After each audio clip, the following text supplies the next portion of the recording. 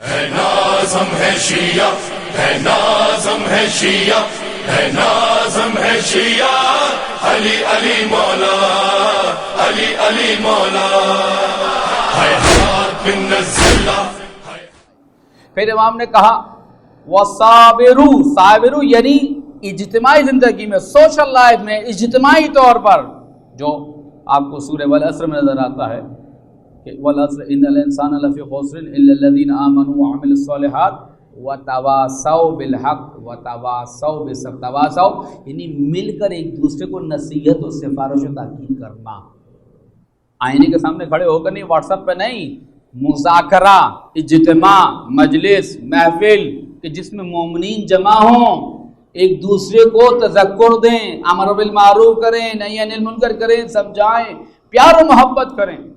توجہ رکھیے گا عزیزان گرامی، پیار و محبت کے ذریعے سے، لہذا یہ اجتماعی اور سوشل لیول پر امام کہہ رہے ہیں کہ یہاں پہ کیا مراد ہے؟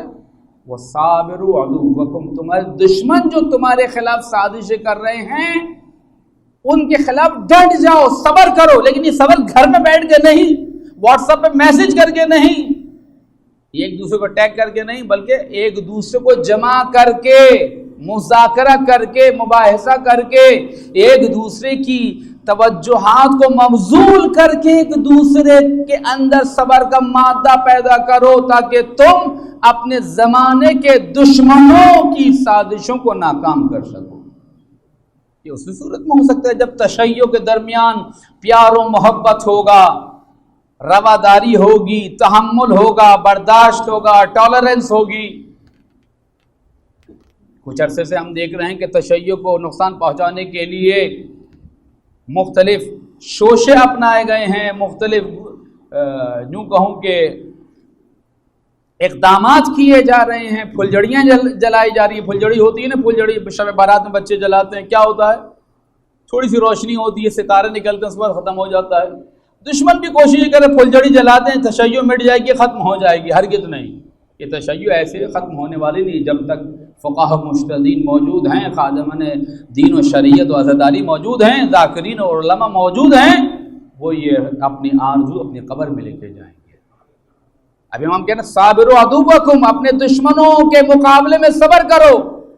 ایک وقت تھا کہ کبھی خمینی آخوئی کو لڑانے کی کوشش کی گئی، ایک وقت تھا قائد شہید کو اور دوسری قیادت کے دعوے داروں کو لڑانے کی کوشش کی گئی، ایک وقت آیا کسی اور طریقے سے نمازی اور ماتمیوں کو لڑانے کے لیے شوشے چھوڑے گئے، ایک وقت آیا مقصر اور غالی کے عنوان سے کوششیں کی گئی۔ میں یہ نہیں کہہ رہا کہ غالی موجود نہیں ہے، مقصر موجود نہیں ہیں، اہل بیت سے بغض رکھنے والے موجود نہیں ہیں۔ یاد رکھیے گا اس دور میں جتنے بھی انحرافات سر اٹھا رہے ہیں، اور یہ اس میں نے تحقیق کی ہے، انشاءاللہ پھر کبھی موقع ملے گا تو عرض کروں گا، ائمہ تحریر نے اپنی زندگی میں جن منحرف افکار و نظریات کو مات دی، شکست دی، دفن کر دیا، آج وہی نظریات اسی منبر سے یا عمامہ لگا کر یا ٹوپی شیروانی پہن کر، دونوں صورتوں میں کوئی ایک کی طرف نہیں، وہی منحرف نظریات جن کو قتل کر دیا تھا ائمہ نے، دفن کر دیا تھا، آج تشیع کے لباس میں منبر سے علم حضرت عباس کے سائے میں بیان کیے جا رہے ہیں۔ کیوں؟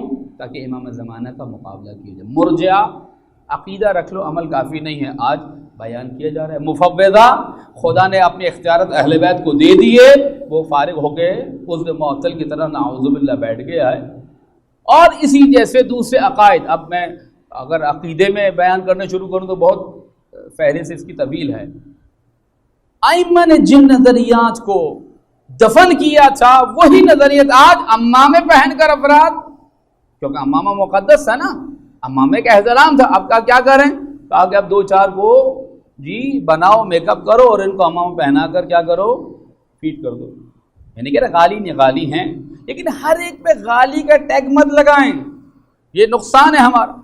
لوگ کھڑے یہ فلاں غالی، مثال کے طور پر ابھی میں پنجاب گیا، وہاں پہ میں نے اب دیکھا تو شہادت ثالثہ کا بہت زیادہ زور و شور ہے. ممکن ہے کہ وہ بہک گیا ہو آپ کا شیعہ بھائی، لیکن فوراً سے نہیں کہ یہ غالی ہے. نہیں، ضروری نہیں کہ بغالی ہو سکتا ہے بہت دیندار و نماز پڑھنے والا ہو. اس تک جو تفہیم پہنچی ہے دین کی، معنی پہنچا ہے، وہ یہ پہنچا کہ وہ شہادت ثالثہ پڑھے. ٹھیک ہے، ہماری نظر میں اس کی نماز باطل ہے، اس کے فقہی احکامات ہیں، عقلی احکامات ہیں، دلائل ہیں، براہین ہیں، گفتگو ہے، نکات ہیں، سب کچھ چیزیں موجود ہیں، اس پہ بحث نہیں کر رہا ہوں میں. لیکن فوراً سے غالی کا ہتھوڑا اٹھا کر اس کے سر پہ ٹھوکنا شروع کر دیں، وہ اگر ہوگا بھی نہیں تو آپ کی چڑ میں ہو جائے گا. اسی لیے کہا کہ بدگمانی بہت بری چیز ہے، بدگمانی نہ کریں. یہ بدگمانیاں گھروں میں ہوتی ہیں، باپ بیٹے میں ہوتی ہیں، اولاد میں ہوتی ہیں، میاں بیوی میں ہوتی ہیں، خادمہ کے لیے بدگمانیاں ہوتی ہیں، سوء ظن ہوتا ہے، برے خیالات ہوتے ہیں، اس نے چوری کی ہوگی، اس نے یہ کیا ہوگا، اس نے وہ کیا ہوگا. یہ بدگمانیاں مؤثر ہوتی ہیں سامنے والے کے ذہن و قلب پر، اور وہ کہتا ہے جب میں نے کچھ نہیں کیا تو اتنے بدگمان ہیں، لہذا اب وہ اکڑ میں آ کر وہ کام کرنے لگتا ہے. لہذا یہ بدگمان نہیں ہونا چاہیے. ممکن ہے ایک شخص شہادت ثالثہ پڑھتا ہو، ٹھیک ہے کہ اس کی نماز باطل ہے، بالکل واضح، اس میں کوئی دو ٹوک فیصلہ ہے، دو رائے نہیں ہے. اپنی مرضی سے ہر جگہ اضافہ کر لینا، خدا اور نبی اور امام کو نماز سکھانا، یہ قطعاً درست نہیں ہے. لیکن پھر بھی ہم فوراً سے ٹیگ نہ لگائیں گے تو غالی ہے، تو مقصر ہے، تو فلاں ہے، تو فلاں ہے. نہیں، یہ انتہائی غلطی ہے، اور یہ غلطی مسلسل ہو رہی ہے، بڑے بڑے علماء کی طرف سے ہو رہی ہے. ایک سلسلہ شروع ہوا بہت سی کانفرنسز کا کہ جس میں کہا گیا کہ جناب ہم تشیع کی حقیقت کو بیان کریں. بہت اچھا ہے، علماء کا فرض ہے، ذاکرین کا فرض ہے کہ وہ تشیع کی حقیقی صورت کو بیان کریں، لیکن ایک مناسب طریقے سے. یا جو لوگ علی ولی اللہ کا کیس لے کے کورٹ میں پہنچے، یہ قطعاً درست نہیں تھا. یا اب ولایت کنونشن کے عنوان سے ایک تحریک اٹھی ہے کہ جناب اس مہینے جو ہے وہ ولایت کے عنوان سے حقائق کو بیان کی جائے. حقائق کو ضرور بیان ہونا چاہیے، بیان ہونا چاہیے، حقیقت کو بیان ہونا چاہیے، غالی کی تعریف بیان ہونی چاہیے، مقصر کی تعریف بیان ہونی چاہیے، حقیقت کھل کے سامنے آئے. لیکن جو روش اپنائی جا رہی ہے یہ انتہائی غلط ہے. یہ تقسیم در تقسیم در تقسیم کا نتیجہ دے گی، اس کے علاوہ کچھ نہیں دے گی. اس وقت ضرورت یہ ہے تشیع کو، رواداری کی، تحمل کی، برداشت کی، کہ ہم انتہائی سمجھداری کے ساتھ، ذکاوت و ذہانت و فراست کے ساتھ اپنے عمل کو پھونک پھونک کر قدم رکھیں اور اقدامات کریں. اس لیے کہ اب تشیع اتنی متحمل نہیں ہو سکتی تقسیم کی. اگر آپ کو واقعی بیان کرنا ہے بیان کیجئے، عقائد بیان کیجئے. اس وقت ضرورت ہے کہ ہم جتنے افراد، دیکھیے یاد رکھیے گا، اس سے پہلے جو کانفرنس ہوئی تھی کچھ افراد کی طرف سے لاہور میں، اس میں جتنے بھی نامور افراد تھے کسی نے ان کی پشت پناہی نہیں کی. کوئی بڑا نام ان کی پشت پناہی کے لیے وہاں پہ موجود رہنے، وہاں پہ تقریر کرنے کے لیے حاضر نہیں ہوا. اس کا مطلب یہ ہے کہ ان کی جو منصوبہ بندی تھی وہ اس طریقے سے کامیاب نہیں ہو سکی اور زمین بوس ہو کے رہ گئی. سب افراد غالی نہیں ہیں، سب افراد مقصر نہیں ہیں. یہ پروپیگنڈے کی دھول نے جو فضا کو مقدر کر دیا ہے، یہ فتنے نے جو فضا کو مقدر کر دیا ہے، اس کو تھوڑا سا نیچے بیٹھنے دیں. یہاں پر عمار صفت افراد کی ضرورت ہے. وہ ذہانت و ذکاوت جو عمار یاسر کے پاس تھی جنگ صفین میں، وہ ہمارے پاس ہونی چاہیے کہ کس طرح اپنے عمل کو لوگوں کے سامنے پیش کریں. جتنا ہو سکے تشیع کو مضبوط کریں. ایک دو، دوسرا اسٹیپ یہ ہونا چاہیے کہ جتنے افراد کو اپنے قریب کر سکتے ہیں ہم قریب کریں. ہم جب مسیحیوں سے اتحاد کی بات کرتے ہیں، اہل کتاب سے اتحاد کی بات کرتے ہیں، کس بنیاد پر؟ تعالوا الی کلمۃ سواء بیننا وبینکم. اہل کتاب سے اتحاد کس بات پر ہے؟ خدا، کہ وہ ایک خدا کو ماننے والے ہیں. ایک نبی کو جو 1,24,000 انبیاء میں سے گزرا ہے، اس ایک نبی کی امت میں سے ہیں. عیسائی دوسرے نبی کی امت میں سے ہیں، لیکن ہم ان سے اتحاد کرتے ہیں. ان سے خدا کہہ رہا ہے کہ ان سے تعالوا، جمع ہو جاؤ، ایک نقطے پہ آ جاؤ. ہم اہل سنت سے اتحاد کرتے ہیں کہ وہ مولا کی ولایت کو کسی نہ کسی صورت میں مانتے ہیں، اہل بیت کو تسلیم کرتے ہیں، مانتے ہیں کسی صورت میں بھی، تو پھر ہم اس شیعہ کو کیوں نظر انداز کر دیں جو دشمن کی پالیسی کے تحت، سازش کے تحت، جس کے ذہن کو انحرافات سے بھر دیا گیا، اور ہم یہ کہہ دیں تو غالی ہے، تو مقصر ہے، تو فلاں ہے، تو فلاں ہے، اور یہ کہہ کر اس کو اپنے سے دور کر دیں تاکہ وہ 100% ان کے کوٹ میں چلا جائے؟ ہرگز نہیں۔ یہ اقدام کسی بھی صورت میں درست و منطقی اور جائز نہیں ہوگا۔ لہذا ایسے ولایت کنونشن ماضی میں بھی ہوتے رہے ہیں، ہوں گے اور ہوتے رہیں گے، اس میں کوئی حرج نہیں ہے، عقائد کو بیان کیجئے، لیکن جو روش اپنائی جا رہی ہے، جو تند روی اپنائی جا رہی ہے، جو سختی کا مزاج اپنایا گیا ہے، عزیزان گرامی، یہ متحمل نہیں ہو سکتا کہ ہم تشیع کو مزید تقسیم کریں۔ میرے پاس بھی فون آیا کہ آپ اس کی حمایت کیجئے، میں نے کہا مجھے فی الجملہ جو ہے کوئی مسئلہ نہیں ہے، لیکن اس کی جو روش اپنائی جا رہی ہے اس میں مسئلہ ہے کہ یہ تقسیم در تقسیم کا سبب بنے گا۔ لہذا اس وقت ہمیں ضرورت ہے کہ جتنے افراد کو، جتنے علماء کو، جتنے نوقانوں کو، جتنے ٹرسٹیز کو ہم ولایت علی کے مرکز میں جمع کر سکتے ہیں کریں، جتنا ہو سکے، جتنے ان جو مغرض افراد ہیں جو منصوبہ بندی کرتے ہیں، جن کو ہمیں تنہا کرنا چاہیے، جتنا ہم انہیں تنہا کر سکتے ہیں کریں، اور یہ صرف اسی صورت میں ہو سکتا ہے جب رفق و مدارہ و تحمل و برداشت اور ٹالرنس ہماری زندگی میں ہو۔ مل کے درود بھیجیں محمد و آل محمد۔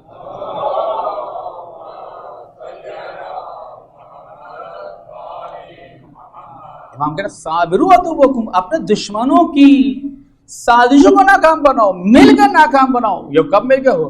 دھڑے بندی کر کے، ٹیگ لگا کر، عنوانات دے کر، خطابات دے کر، ہرگز نہیں۔ جتنا ہو سکے نوجوانوں کو، علماء کو، ذاکرین کو، الحمدللہ یہ کام کراچی میں ہو چکا ہے، اور اس کی شاخیں جو ہیں، ابھی میں گلگت گیا تھا، وہاں پر میں نے اس کام کو پہنچایا، اس پیغام کو، ابھی پھر ملتان اور پنجاب کی دوسری شہروں میں گیا، وہاں پہ اس پیغام کو پہنچایا اور اس کا استقبال ہوا۔ جس طرح علامہ عباس کمیلی مرحوم خدا ان کی مرض فرمائے، ان کی کوششیں تھی، ایک ضابطۂ اخلاق بنا، اس ضابطۂ اخلاق کو پھر دوسرے علماء و ذاکرین تک بھیجا گیا، اور اب نوجوان جو ہیں وہ از خود ذاکرین سے ملاقاتیں کر رہے ہیں۔ اب آپ دیکھیں یہ کام جو علماء کو کرنا چاہیے تھا وہ آج قوم کے نوجوان کر رہے ہیں۔ کہ جتنا ہو سکے ہم اتحاد و وحدت کا مظاہرہ کریں، اور ان مغرض افراد کو جو دشمن کے آلہ کار ہیں، ان کو گماشتے ہیں، ان کے منصوبے پہ کام کر رہے ہیں، یقیناً کر رہے ہیں، اس میں بھی دو رائے نہیں ہے، ان کو تنہا کریں، اور یہ اسی صورت میں ہو سکتا ہے جب ہم متحد ہوں۔ اب امام نے کہا اصبروا علی اداء الفرائض صابروا عدوکم ورابطوا، رابطہ کس سے رابطہ برقرار کرو؟ اس لیے میں کہہ رہا ہوں امام کتنے سال بعد دیکھ رہا ہے، 5 امام 57 ہجری میں جنم لے رہے ہیں۔ چلیں جناب 100 ہجری میں آپ کا یہ قول بالفرض اگر تصور کیا جائے 100 ہجری میں آپ نے 100 ہجری کہاں اور امام کی غیبت کہاں؟ رابطو امامکم المنتظر، اپنے منتظر امام سے جس کا تم انتظار کر رہے ہو اس سے رابطہ برقرار کرو۔ مل کے درود بھیجیں محمد و آل محمد۔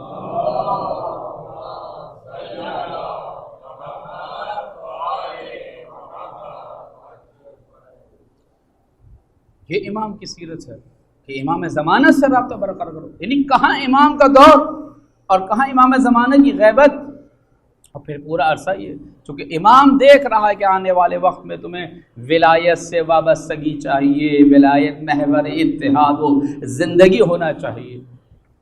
صرف 2-3 قول امام کے نقل کروں گا کہ جو تحمل و برداشت اور بھائی چارگی پر ہیں، چونکہ گفتگو اس نہج پہ آ گئی ہے، اور بھی اقوال میں یہاں پہ لکھ کے لایا تھا لیکن وہ سب ذکر نہیں کروں گا۔ فرمایا ان اللہ رفیق یحب الرفق، خدا رفیق ہے، مدارہ کرنے والا ہے، خیال کرنے والا ہے، دوستی کرنے والا ہے،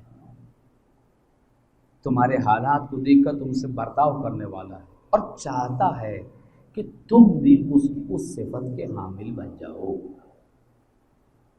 خدا رفیق ہے۔ رفیق کسے کہتے ہیں؟ رفیق اردو میں دوست کو کہا جاتا ہے، لیکن دوست کا معنی نہیں بنتا، دوست سے بالکل آگے بڑھ کر ایک اور معنی ہے رفاقت کا، رفاقت کا جو ساتھ ساتھ ہوتا ہے، صحیح، جو ساتھ ساتھ ہوتا ہے، لیکن یہ ساتھ ہونا صرف کچھ خاص کنڈیشنز میں نہیں ہیں۔ رفاقت کا معنی یہ ہے کہ تم اچھے ہو یا برے ہو، اس کی دوستی کی چھاؤں تم پر دونوں حالات میں سایہ فگن رہے گی۔ بعض لوگ ہوتے ہیں اچھے دوست ہوتے ہیں، جب تک دوست اچھا ہے ہم بھی اچھے ہیں، وہ برا ہو گیا آپ بھی منہ موڑ لیتے ہیں۔ پیسہ اس کی جیب میں ہے، آپ اس کے ساتھ ساتھ ہیں۔ دنیا کا اصول تو یہی ہے، پیسہ کم ہو گیا کیا ہوا، دنیا منہ موڑ لیتی ہے۔ نہیں، یہ رفاقت نہیں، یہ مدارہ نہیں ہے، یہ خیال رکھنا نہیں ہے۔ اس لیے میں نے کہا اچھے ہو یا برے، مثبت ہو یا منفی، اس کی رفاقت کی چھاؤں تم پہ سایہ فگن رہے گی۔ ان اللہ رفیق، امام فرمایا اللہ رفیق ہے، مدارہ کرنے والا ہے، خیال کرنے والا ہے۔ یہی نمازیں جو ہم پڑھتے ہیں ٹوٹی پھوٹی لنگڑی لولی، خدا اس کو رفاقت کے ساتھ قبول کر لیتا ہے۔ اگر اسے کہتے ہیں عاملنا بفضلک ولا تو عاملنا بعدل، اے خدا اپنے عدل کی ڈنڈی تو ہمیں مت ہانکنا، جہاں خدا نے عدل کا سلوک کیا کوئی نہیں بچے گا، اے خدا ہم سے اپنے فضل اور رحمت و کرم کو سلوک کرنا۔ لہذا امام کہہ رہے ہیں یحب الرفق، وہ چاہتا ہے کہ تم اس کی صفت کو اپناؤ، پیار و محبت کرو، بھائی چارگی لے کر آؤ، خیال کرو ایک دوسرے کا۔ آپ محفل میں جاتے ہیں، کسی کا کالر ٹیڑھا ہو جاتا ہے، آپ بغیر اس سے پوچھے اس کے کالر کو صاف کر دیتے ہیں۔ اس کے کوٹ پہ کوئی دھبا لگ جاتا ہے، بغیر پوچھے آپ اس کے کوٹ کا دھبا ہٹا دیتے ہیں۔ اس کے جسم پہ کوئی حشرہ چڑھ جاتا ہے، بغیر پوچھے سے اجازت لیے کیا کرتا ہے، اس کے حشرے جسم پہ حشرہ چڑھ گیا، کیڑا چڑھ گیا، اسے ہٹا دیتے ہیں۔ الغرض یہ کہ بہت سارے یہ بھی رفاقت کا معنی ہے، لیکن رفاقت مادی امور میں نہ ہو بلکہ معنوی امور میں ہو، دنیاوی امور میں اس کا ہاتھ تھامو۔ اگر وہ، اس لیے حدیث میں کہا گیا کہ مومن کی مثال ایک سیڑھی کی سی ہے، جیسے ایک مومن اوپر ہوتا ہے سیڑھی کے اوپر والے درجے پر، نچلا والا مومن جو ہے وہ نیچے ہوتا ہے، تو اوپر والا مومن چلا نہیں جاتا بلکہ پیچھے آنے کہوں نیچے رہ جانے والے مومن کا ہاتھ تھام کر اپنی سیڑھی کی منزل پہ لے کے آتا ہے، خود آگے قدم بڑھاتا ہے، پھر اپنے دوست کا اور اپنے مومن بھائی کا ہاتھ تھام کر اس کو اپنی منزل پر لے آتا ہے، پھر اس کے ساتھ ساتھ ترقی اور معراج کے سفر طے کرتا ہے۔ یہ ہے رفاقت، یہ ہے رفاقت، مادی امور میں نہیں، صرف دنیاوی امور میں نہیں بلکہ حقیقت اور معنوی امور میں۔ فرمایا وَيُعْتِ عَلَى الرِّفْقِ مَا لَا يُعْتِ عَلَى الْعِنْفِ، یا عنف، کہ وہ اس مدارہ کرنے پر تم کو وہ دے گا جو سختی کرنے پر نہیں دے گا۔ جتنا پیار و محبت تشیع کے درمیان ہو، جتنا خلوص سے، پیار سے، محبت سے۔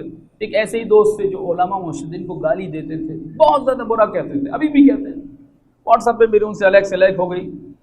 میں نے پیار محبت سے ان کو اس بات پر قانی کیا، میں کہ ٹھیک ہے آپ کے نظریہ آپ کے ساتھ، میرے نظریہ میرے ساتھ، لیکن پیار محبت سے تو پیش آئے نا، الفاظ تو اچھے استعمال کریں نا، سلام تو کریں نا، یاری مدد بعد میں کہ سلام تو سنت ہے نا، یاری مدد بھی کہیں کوئی حرج نہیں ہے۔ اب وہ آ گئے، یہ ان کا قول تھا۔ یہ جو آپ لوگ یعنی ہم سب جتنے بھی امامے والے ہیں، مولوی ہوں یا مولویوں کے پیچھے چلنے والے افراد، یہ آپ لوگ جو ٹیگ لگا دیتے ہیں نا غالی مقصر کا، یہ فلاں فلاں کا، حالانکہ میں تو غالی نہیں ہوں، میں تو غلو نہیں کرتا۔ مثال کے طور پر ٹھیک ہے میں تقلید کو نہیں مانتا، میں ایسے کو نہیں مانتا، میں فلاں مشتد کو نہیں مانتا، میں غالی تو نہیں ہوں، آپ مجھے غالی کیوں کہتے ہیں؟ میں نے کہا آپ کی بات درست ہے، یہ ہماری غلطی ہے اور اس کو میں نے اسی مجلس میں بیان کیا۔ رفاقت، اب یہ رفاقت کیا ہے؟ وہ مجلس میں آ کے مجھ سے ملے، وعدہ کیا مولانا آپ میرے پاس آئیے، میں نے کہا میں وعدہ کرتا ہوں آپ کے گھر آ کے چائے پیوں گا میں۔ دیکھیے یہی رفاقت ہے، یہی محبت ہے کہ میں کسی کو متاثر کر سکوں، اور انشاءاللہ مجھے امید ہے کہ میں اگر ان کے ساتھ نشست و برخاست کروں، ان کو اپنے ساتھ اپنا ہم عقیدہ بنا لوں گا، کیونکہ مجھے پتا ہے میرے عقیدے میں طاقت ہے۔ اب امام فرما رہے ہیں کہ ما قسم له الرفق قسم له الایمان، جس کو رفاقت مل جائے، مدارہ مل جائے، ٹالرنس مل جائے، تحمل مل جائے، برداشت مل جائے، دوسرے کا خیال رکھنا مل جائے، امام کہنا اس کو ایمان مل گیا، ایمان مل گیا۔ یعنی ہم جو ایمان کی تلاش میں ہیں، ایمان کا اور نہیں ہے، لوگوں کے درمیان ہے۔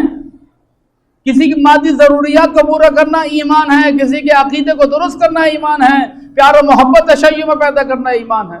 یہ ہے، میں یہ دیکھ رہا تھا کہ امام کے اقوال میں کئی اقوال ایسے ہیں جو اس رفاقت و مدارہ پر موجود ہیں۔ درود بھیجو محمد وآل محمد۔